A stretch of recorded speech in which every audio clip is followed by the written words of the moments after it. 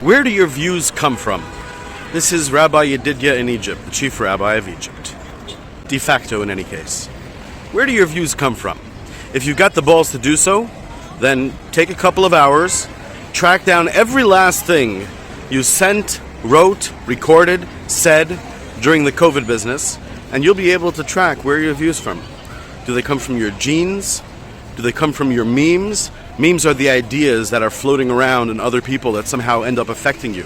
Whether you got it from your parents, but from your neighbors, whether in response, in rebellion against some other people, track down where your views come from. Very, very, very few people are worthwhile that they have any views at all. Very few people have independence.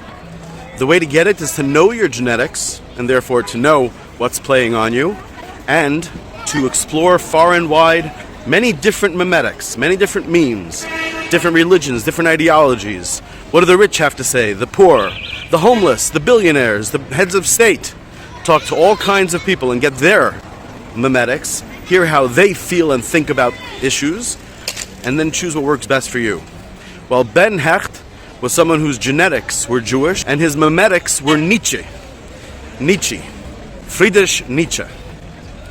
And this next bit that you're going to see is astonishing. And bear in mind, this was the only man, the only American-born, native English-speaking Jewish person or not Jewish person in all of America who did everything he could, quite publicly, to try to stop the Holocaust. And for which reason, by the way, you don't know his name. For which reason he was canceled. Yes, the first person to be canceled by Hollywood, was canceled for trying to stop the Holocaust. Put that in your pipe and smoke it. The most highly paid movie writer in Hollywood history was canceled for trying to stop the Holocaust. In 1936, long before the Holocaust, before it was even on his radar, when he had just won his second Academy Award for screenwriting, the second out of 3, he also won the first one, he wrote this and published it and sent it as a Christmas gift to all the movie moguls. His name was Ben Hecht, and this book was called Ben Hecht's Dark Prayer to His Bosses. It's in poetry form. Good gentlemen who overpay me 50 times for every fart, who hand me statues when I bray, and hail my whinnying as art. I pick your pockets every day, but how you bastards break my heart. Knee-deep in butlers, smothered half in horseshit splendors, soft and fat and worshipping the golden calf, I mutter through my new plush hat, why'd you steal my pilgrim staff? Why do you make me write like that? I kowtow to you day and night. In conference, I'm always ready to kiss your ass a rosy white and wipe it with my writing pad. But when I get alone to write, oh gentlemen, I go half mad. My heroine must be so nice, so full of dainty tweedledums, her gimlet ass a cake of ice, so delicate she feasts on crumbs, and full of smirking sacrifice, farts bonbons and shit sugar plums. This Venus of cliché and slop must nary imbecile affront, must suffer and come out on top, must love and die and bear the brunt, while Will Hayes, like a traffic cop, barks signals from inside her cunt. And what about that dreary hick, my hero with his marcelled hair? So noble, cute, and politic, so winsome, holy God, is there in all of literature a prick as flaccid and a mind as bare? He must be fashioned without juice, no thinking must disrupt or shock. This last pale drip of self-abuse, this human cipher run amok, whose balls are full of mother goose, with bo-peep tattooed on his cock.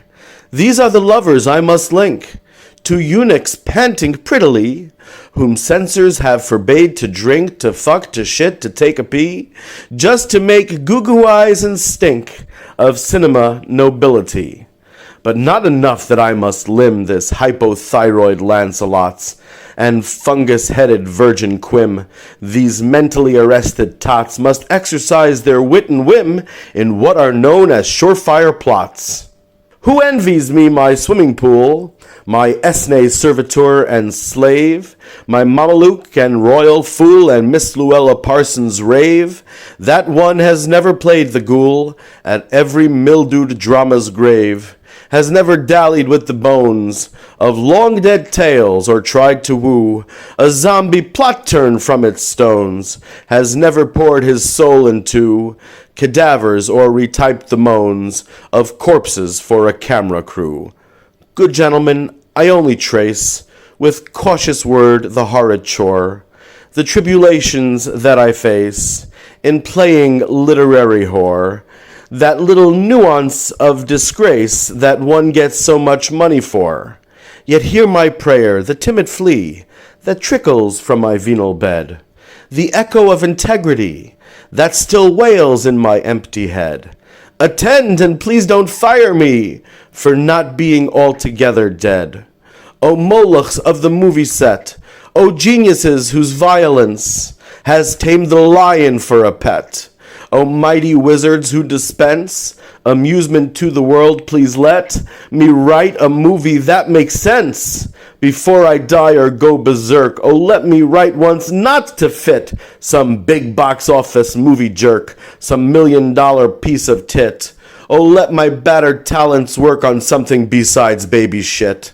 Oh, let me grow one leaf of grass, one breath of truth, one cry of man's travailing quest, one plea of brass to drive art from its crapping cans, one tale that doesn't kiss the ass of 90 million movie fans.